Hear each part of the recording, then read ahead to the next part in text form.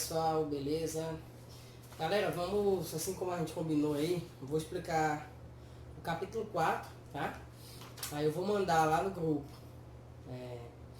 as resoluções da atividade do capítulo 3 e do capítulo 4. Aí vocês façam, estudem, e aquelas que vocês não conseguiram entender, mesmo eu mandando a resolução por foto, vocês vão lá selecionar lá no grupo, professor, o senhor faz a questão tal, explica a questão tal, tal e tal. Aí dá para escolher umas 10 ou 12 assim que eu vou tentar explicar para a aula de terça-feira. Tá bom? Já que a prova, no caso o simulado é na quarta. E aí a gente vai adotar esse método para alguns capítulos também, tá? Porque como o simulado de vocês é na quarta, aí a gente já vai iniciar o livro 12 na quinta. E aí a gente tem até também, acho que o dia 17 do outro mês, ou seja, um mês para terminar o livro 12. E se a gente for continuar mantendo esse ritmo, né, de eu explicar, responder, eu corrigir, não vai dar tempo também. Vai acontecer a mesma coisa que aconteceu esse mês, né? E aí a gente vai fazer desse jeito também no livro 12, tá bom? Então vamos lá, o capítulo 4 ele fala sobre esferas. Ó. A esfera é o último dos corpos redondos que estudaremos. É o sólido geométrico que apresenta o maior número de simetrias e o menor número de elementos. Ela só tem o raio. Bom, a esfera, ela é bem simples. Tá igualzinho uma esfera, né? Eu não sou muito bom em desenho, vocês sabem já. Mas qualquer coisa eu mostro aqui pelo do livro mesmo. Ó. Ele bota um pontilhadozinho assim para dar aquele efeito de que aqui é a esfera, né? Beleza? Aí o raio da esfera é aqui dentro, né? Ó. Beleza? Isso aqui é o raio da esfera. Beleza?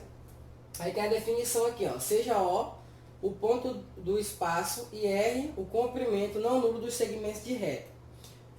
Esfera de centro O e raio R é o conjunto de pontos P no espaço cuja distância até o ponto O é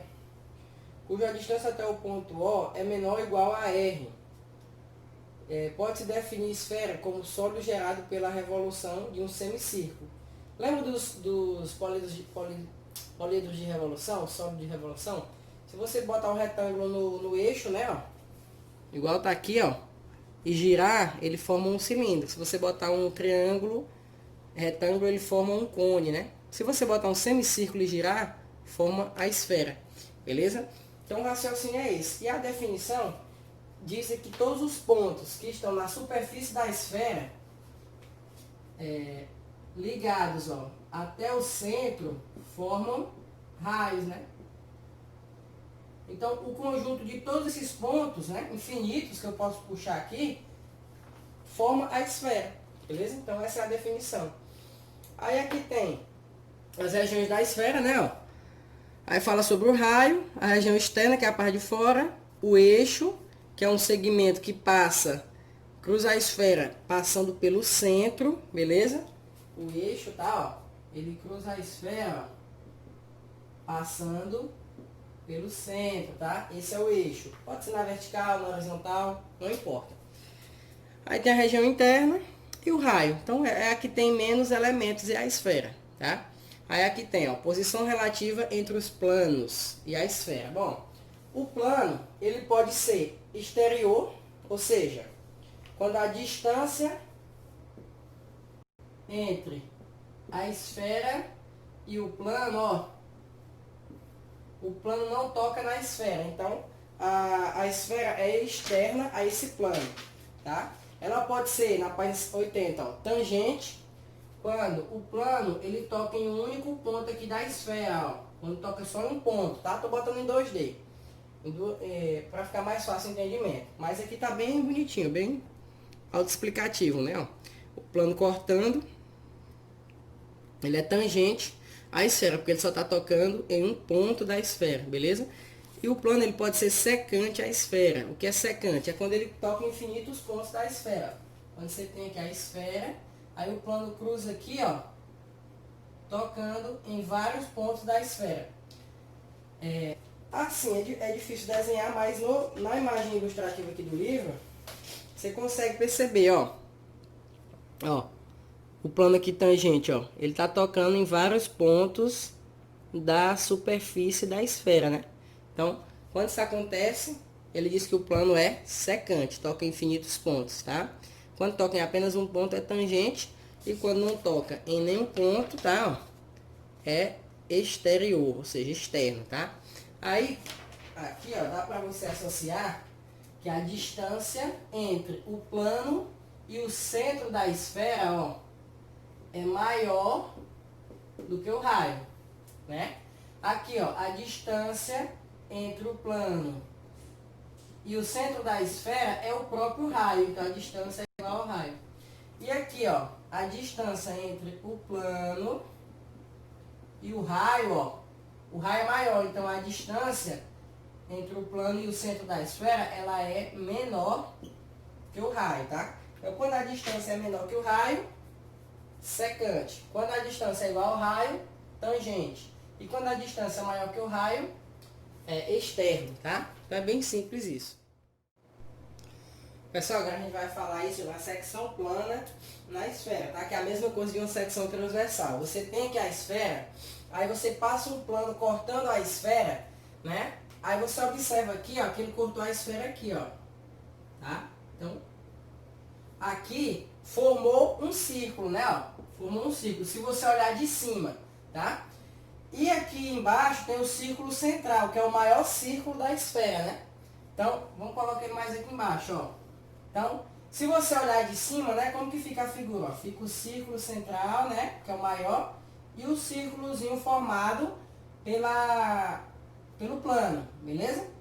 Aí, ó, o que você observa aqui, ó? Que aqui a gente pode aplicar o teorema de Pitágoras, tá? Ó, como, ó? Isso aqui, ó, vai ser a distância entre os centros, tá? O centro do maior círculo da esfera, que é o círculo central, e o centro do círculo formado pelo plano, tá bom? Aí, ó, aqui, ó, você tem o raio, aqui vai ser a distância, beleza? Eu não vou botar esse raio assim não, vou botar esse raio assim, ó. Daqui pra cá, ó, o raio, porque o raio é a distância do centro para qualquer ponto da circunferência, né, ó. E aqui você tem o Rzinho, ó, aqui é o Rzão, e aqui em cima o Rzinho. O que é esse Rzinho?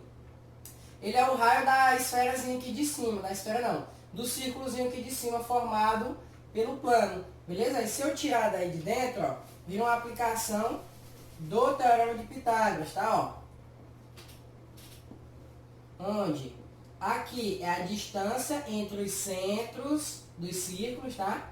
Aqui é o raio da esfera e aqui é o raio da secção, tá? Do círculozinho formado pela secção, ó. Então fica R ao quadrado igual a D ao quadrado mais R ao quadrado, beleza? Ó, galera, você pode observar aqui no livro de vocês, ó, que tem exatamente o mesmo desenho que eu tentei explicar ali no quadro. Esse O é o centro da esfera, esse O' aqui, ó, é o centro da secção, né, do círculozinho formado pela secção. Aí você tem o raio, ó, e o Rzinho é o raio da esferazinha menor, né? A esfera formada pela secção plana. Beleza? Aí se você aplicar, ó, você encontra aqui, dá para aplicar o teorema de Pitágoras, tá? Isso aparece muito nas questões, beleza? É uma coisa muito usada para os elaboradores de questão sobre esfera. Aí aqui embaixo fala sobre o círculo máximo. O círculo máximo nada mais é que quando a secção transversal, ó, ela é traçada exatamente sobre o eixo. Lembra que eu falei que o eixo é isso aqui, ó, a distância que passa pelo centro, o segmento que passa pelo centro da esfera. Então, quando o plano corta exatamente o eixo, ele forma o maior círculo possível dentro dessa esfera, né? Porque o maior círculo possível é aquele central onde passa o eixo da esfera, tá? É quando ele corta a esfera em duas semi-esferas, né? Em duas esferas de mesmo tamanho, beleza? Então aí você tem, ó, o maior eixo possível, né? O maior círculo possível, que é quando ele corta bem no meio da esfera, né? Ó, então, é uma coisa teórica, também é bem autoexplicativo, né? Bem tranquilo.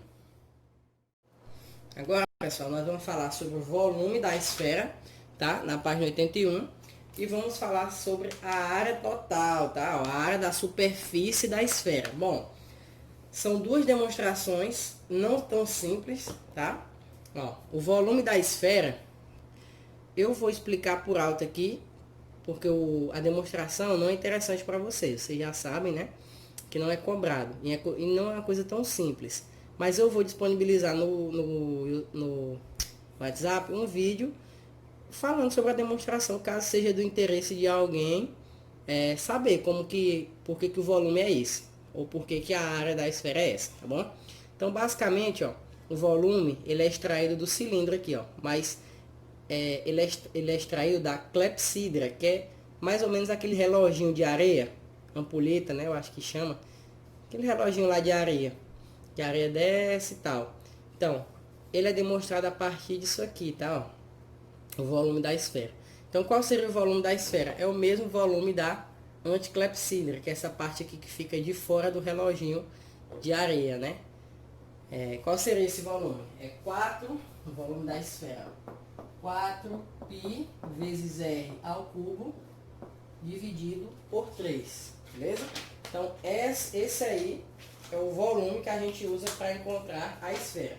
Esse Rzão, eu vou botar ele como R maiúsculo, para você não confundir com o Rzinho, que é o raiozinho da secção, tá?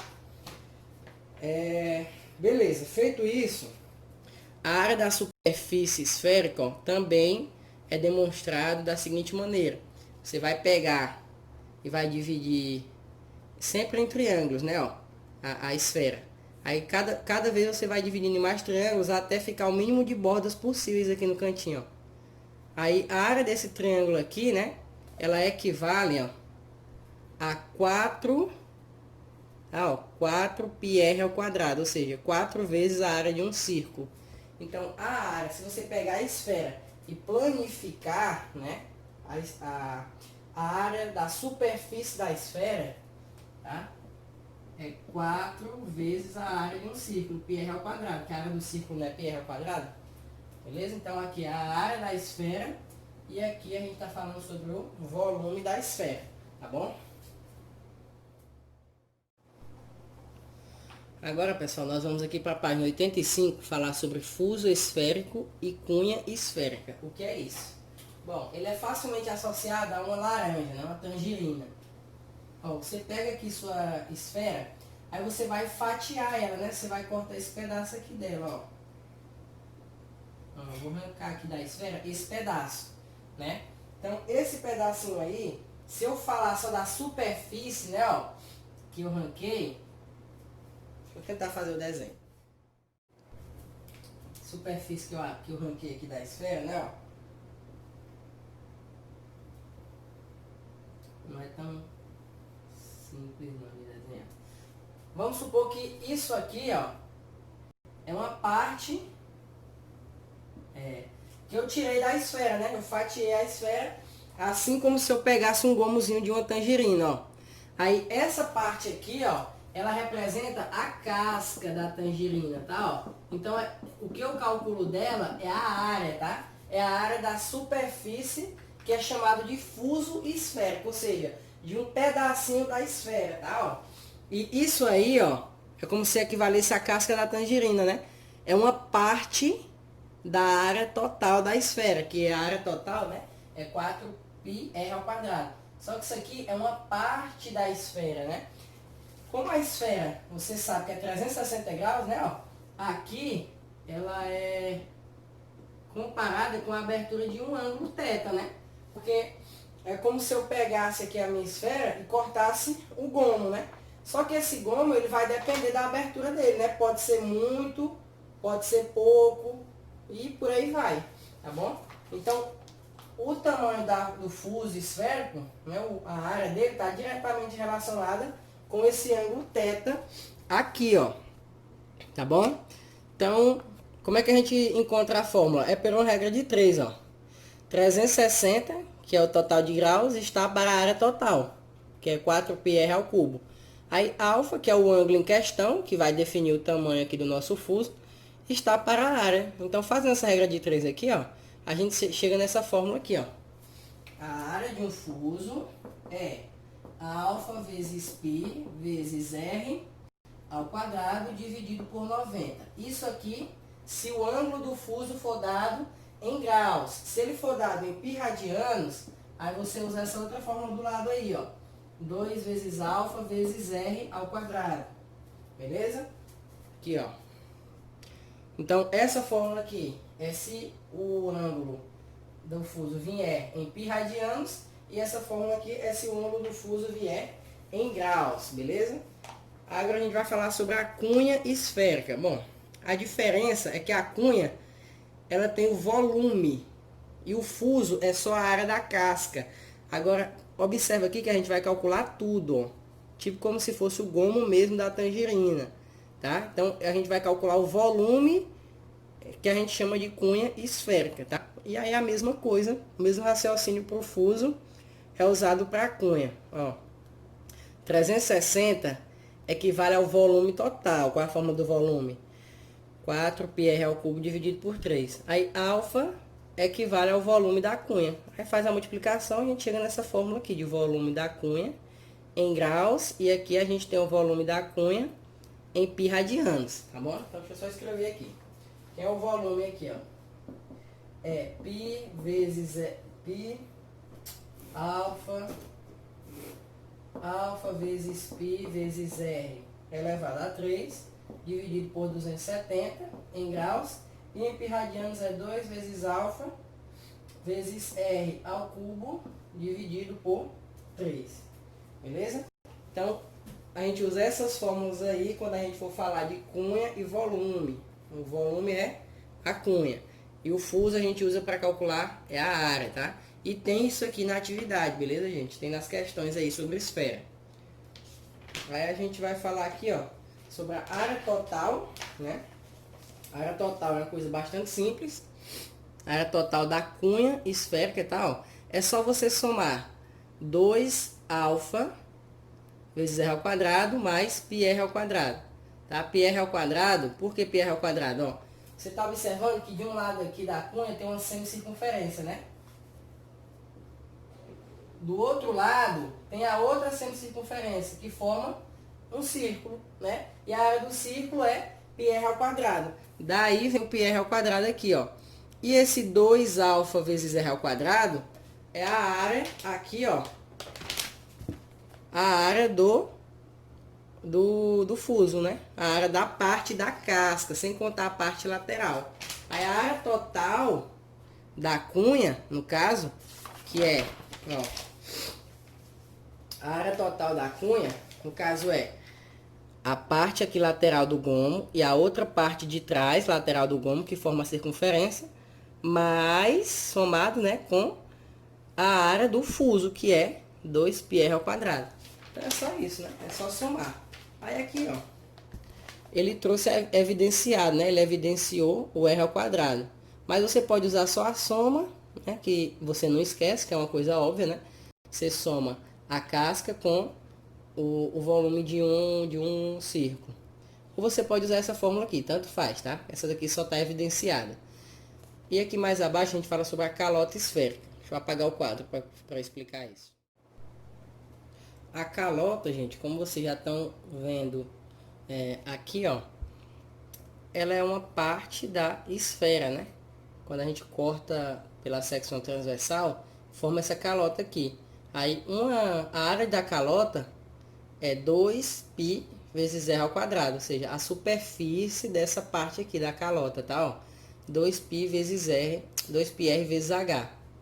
Então, esse r não é o raio da calota, tá? Ó, é o raio da esfera, tá bom? Então, cuidado para não confundir, tá? Então, é só isso. Calota, só vai aparecer aí para você calcular no máximo a área, tá? Então, é uma coisa bem simples, beleza? Porque é mais no copiou colou. A questão vai lhe trazer as informações e você vai jogar na fórmula, certo? E aqui na página 87, ó, ele fala sobre solos inscritos e circunscritos. Bom, isso aqui nada mais é do que falar sobre poliedros que podem ser colocados dentro da esfera e esferas que podem ser colocadas dentro de poliedros. Assim como nos polígonos, a gente não pode pegar um círculo e escrever um triângulo dentro, né, ó. Concorda? Quando é que que o triângulo está escrito dentro do círculo? Quando todos os vértices do triângulo estão sobre o círculo, né? Então, tangenciando o círculo, tocando em um só ponto. Então, o mesmo raciocínio vale para os sólidos, ó. Os vértices têm que estar tocando na esfera para ele ser considerado inscrito, tá? Quando o polígono não tiver vértices, como por exemplo o cone, tem que ter pelo menos um ponto em comum na sua base aqui e o vértice lá em cima, tá? E o contrário também, ó. O círculo ele pode ser escrito dentro de poliedros, a esfera, né? Assim como eu posso pegar um círculo, né? E dentro de um círculo eu posso escrever, né, um triângulo, ó.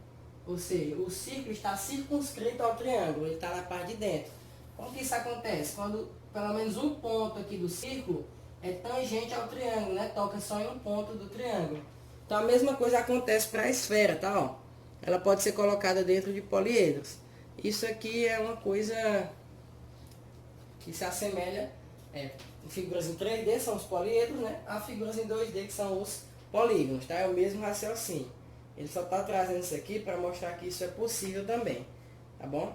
Então vamos lá para a segunda parte aqui do capítulo, ó. Onde que isso aí vai aparecer? Isso aí vai aparecer na questão 11 e na questão 12, tá? Vai aparecer para você. Na questão 11, ó, é um cilindro escrito dentro de um círculo, tá? E na questão 12, ó, é uma esfera, um cilindro dentro de um círculo. Um cilindro dentro de uma esfera. E aqui é a esfera dentro de um cubo. Aí você vai imaginar o desenho e vai ver que a aresta do cubo, por exemplo, ó, coincide com o diâmetro da esfera. Então, o raio da esfera é metade da aresta. E por aí vai, você vai associando as coisas na medida que você vai identificando, né? Você vai imaginando o desenho, tá bom? Aí, pessoal, na segunda parte do capítulo 2, a gente vai ver aí a razão de semelhança entre os polígonos. É uma coisa que eu já expliquei para vocês, tá? Ó, a razão entre os volumes de sólidos semelhantes. Bom, vamos comparar aqui. Vou colocar um cone e um conezinho menor. Ó, vou dizer que a altura desse aqui, ó, H, é 10. E a altura desse outro aqui, H, é 5, tá? 5 centímetros e 10 centímetros. Beleza. Então, quer dizer que a razão de semelhança, eu já expliquei isso, mas vou falar de novo. A razão de semelhança entre esses polígonos é de 5 para 10, né? Simplificado por 5 vai ficar 1 sobre 2. Ou seja, quer dizer que esse polígono aqui é 2 vezes maior do que esse em qualquer medida de comprimento, tá? Por exemplo, ó, vamos supor que o raio aqui, ó, é 4. O raio é 4. Quanto é que é o raio desse aqui? Ó, você pega o raio, né, que é 4, e multiplica pela razão de semelhança, que é 1 sobre 2. Então vai ficar 4 sobre 2, que vai dar 2. Ó. Então o raio desse outro aqui é de 2 centímetros. Né? Porque a razão de semelhança a gente sabe que é 1 para 2. Só que essa razão aqui, ela só vale, 1 para 2, ela só vale para a medida de comprimento, né? Se eu estiver falando de área, a razão de semelhança você tem que elevar ela ao quadrado. Então 1 sobre 2, ó, ao quadrado vai virar 1 sobre 4. Então a razão de semelhança entre as áreas tem que ser 1 sobre 4. Ó. Observa, qual é a área desse aqui? A área desse aqui o raio desse aqui é 4, né? Então qual seria a área? A área é bem fácil de calcular, porque você sabe que é um círculo, né? E a área do círculo é π vezes r ao quadrado. Então a área desse aí, ó, 4 ao quadrado vai ficar 16, né? 16 vezes π, 16π centímetros quadrados, beleza? E qual seria a área desse outro, ó? Se a gente usar a razão de semelhança 1 para 2, como a área é 16 aqui, né, desse grandão, a área do pequeno deveria ser 8. Mas está errado, porque eu estou usando a razão de semelhança entre medidas de comprimento. E eu devo usar a razão de semelhança entre as áreas, que é 1 sobre 4. Então, em vez de dividir 16 por 2, como eu estou falando de área, eu vou dividir 16 por 4. 16 dividido por 4 é 4, né? Então, a área do menor deveria ser, a área da base do menor é 4π, né? Concorda? Por quê? O raio é 2. Então, 2 ao quadrado, 4. Se eu jogar na fórmula aqui, né, ó, da área. Então, observa que coincide. Então, essa razão de semelhança, se eu dissesse que a razão de semelhança era 1 para 2, ó, eu poderia encontrar qualquer medida desse cone menor somente usando as informações, desse cone, juntamente com a razão de semelhança. Ó. Eu sei que a altura é metade, então é 5. Eu sei que o raio é metade, então metade de 4 é 2. Eu sei que a área da base desse aqui é 16, então a área da base desse aqui tem que ser 4, né? Porque a razão de semelhança entre as áreas é 1 sobre 4. E a razão de semelhança entre os volumes tem que elevar ao cubo, né? Ó, K elevado a 3, então fica 1 sobre 2 elevado a 3, né? Ó, que é 1 sobre 8, tá? Então, a razão de semelhança entre os volumes deveria ser 1 sobre 8, tá? Como assim, ó?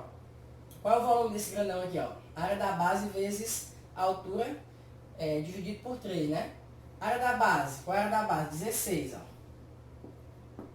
16π vezes a altura, que é 10, dividido por 3. Quanto é que vai dar isso aqui? 160π dividido por 3. Beleza.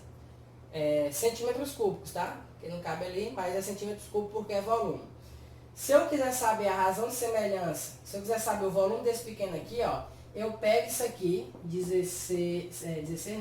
160π sobre 3 e multiplico por 1 sobre 8, tá? Que é a razão de semelhança entre os volumes.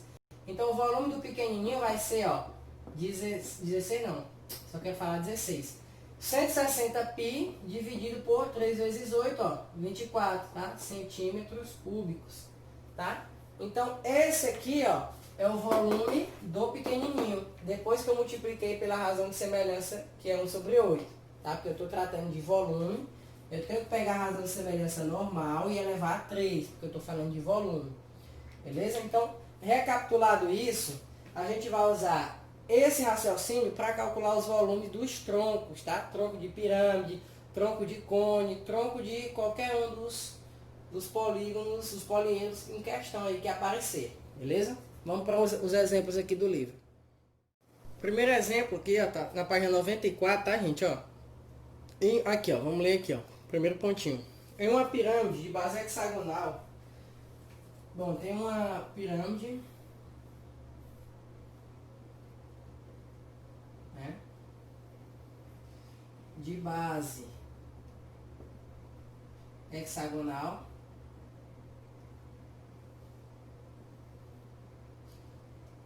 deixa eu aumentar aqui essa lateral desse hexágono. Pra cá. Tá meio torto, mas não tem nada não. Ó. Essa pirâmide aqui de base hexagonal, né? Ela foi cortada, né? Ó. Tá? Aí formou outra pirâmidezinha de base hexagonal, né? Menor. Beleza? Aí o que que acontece? Entre essas pirâmides que foram formadas aí, existe uma razão de semelhança, né? Beleza?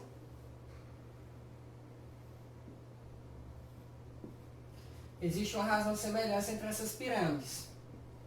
Essa razão de semelhança é a mesma que a gente estava usando anteriormente, né? Bom, qual é a razão de semelhança? Ó, ele disse que essa pirâmide grande, ela tem a altura 6, né? E a aresta da base, 4. A medida de uma aresta é 4. Quando ele cortou a 4 centímetros do vértice. Então, a altura dessa daqui, ó, é 4. Então, a razão de semelhança entre elas é de 4, ó, pode ser entre a altura e a altura. No caso, é de 4 para 6, né? Então, aqui a gente sabe que a razão é 2/3, né? Beleza? Então, qual é a medida da aresta aqui, ó? É só você pegar 4 vezes 2/3, né? Vai ficar 8/3, ó. Então, a medida da aresta dessa daqui é 8/3, né? Não que a gente vai precisar usar, só para calcular mesmo. Aí eu quero saber, eu não vou desenhar o tronco, tá? mas a questão quer saber qual é o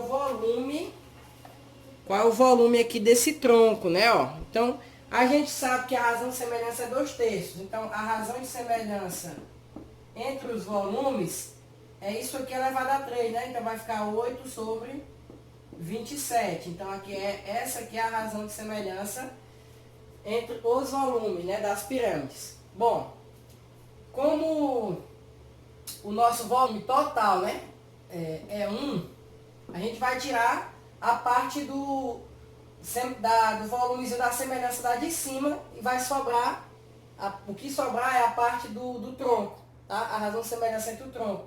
Então, 1 menos 8 sobre 27 vai dar 19 sobre 27, tá? Ó. Então, 19 sobre 27 é a razão de semelhança, sempre você subtrai de 1, tá? Então, 19 sobre 27 é a razão de semelhança do volume do tronco. Então, eu só preciso saber qual é o volume da pirâmide, tá? Normal, e multiplicar pela razão de semelhança do volume do tronco, que é 19 sobre 27. Aí como é que calcula isso aqui, ó? Não é a área da base vezes a altura. Como a área da base é um hexágono, você sabe que é 6 vezes L ao quadrado, raiz de 3 sobre 4, né, ó? Então isso aí é a área da base. Deixa eu separar aqui, ó. Vezes H, quem é H? H é 6, tá, ó? Então vai ficar, ó, substituindo aí, eu já vou colocar logo o resultado, tá, ó? Você vai ficar com... Tá aqui o resultado, ó. Ele não botou o resultado não, ele já no caso aqui, ó, ele colocou aqui em cima, ó. 1/3 de 24 raiz de 3 vezes 6, 24, porque a área da base, né, ó. A área da base é 24 raiz de 3, ó. 6 vezes 4 ao quadrado, raiz de 3 sobre 4. Por que 4 ao quadrado? Porque 4 é a medida que dá a aresta, né? Então, a área da base deu 24, ó. Aí ele pegou, pegou 1/3 da área da base, deixa eu apagar aqui. Pegou 1/3 da área da base, né? Ó. Qual é o volume do tronco? O volume do tronco é o volume da pirâmide vezes a razão de semelhança, ó. 19 sobre 27, tá bom? Então, quem seria aqui o volume da pirâmide? A área da base vezes a altura, ó. 6 vezes 4 ao quadrado, raiz de 3 sobre 4, vezes H, que é 6, vezes a razão de semelhança, que é 19 sobre 27. Feito isso aqui, ó, você vai encontrar 304 raiz de 3 sobre 9, tá? 304 raiz de 3 sobre 9 centímetros cúbicos, beleza? Então, esse aí, ó, esse aí é o volume do nosso tronco de pirâmide, beleza? Ó, beleza? O volume desse troncozinho aqui. O que que a gente sabia? A gente só sabia a aresta e a altura da pirâmide original e a altura da pirâmidezinha menor que foi cortada pela secção transversal. E com isso a gente conseguiu calcular o volume do tronco de cone, tá bom? Então, é isso, gente. Basicamente é isso, tá? Aqui tem outro exemplo, beleza? Exemplo resolvido. Calculando o volume do tronco de um cone o volume do tronco de cone. Aqui no outro a gente fez o volume do tronco de pirâmide, tá? Aí aqui tá bem explicadinho, ó. Você pode dar uma olhada, beleza? Como que ele fez isso aí. E qualquer dúvida você pode entrar em contato comigo, tá? Pessoal, não entendi aqui. Enfim, a atividade, como a gente já tinha combinado, vocês vão fazer as atividades aí do capítulo 4, tá? Que atividades serão essas? Vamos lá. Página 95 até a página 98. Página 95 a 98, beleza? E a primeira parte do capítulo 4, que é página 88 até página 91. 88 a 91. Pessoal, eu vou mandar agora mesmo, tá? Eu vou mandar, que horas são? Hoje é quinta. Quinta já é 3 horas. Eu vou mandar já já, daqui para de noite, lá no grupo, a resolução de todas as questões. Então, aí vai já é com vocês. Vocês tentem resolver. As do capítulo 13 eu vou mandar também. E essas daqui são do capítulo 4. Vocês tentem resolver, tá? Estudar essas questões, porque o simulado de vocês vai cair questões parecidas com essa, né? E também no Enem. Então, para você não passar o assunto em branco. Eu sei que está puxado, muita questão. Realmente, eu não tenho o que fazer. E eu sei que é puxado para vocês, eu entendo. Mas é o único jeito, né? Por causa dessa questão desse coronavírus aí que ferrou todo mundo, tá bom? Então, vai ser desse jeito. Já vou mandar lá as fotos, vocês façam as questões todas. E aquela que você não entender, mesmo com a atividade lá, mesmo com a resolução, aí você vai mandar: professor, explica a questão tal na aula de terça. Porque a aula de terça eu vou usar só para corrigir as questões que vocês selecionaram, tá? No máximo 10 ou 12, no máximo 12, porque senão não vai dar tempo, que é só uma hora de aula. Então vocês selecionam aquelas mais complicadas que vocês não conseguiram entender, tá bom? Então é isso, gente, valeu, até a próxima aula.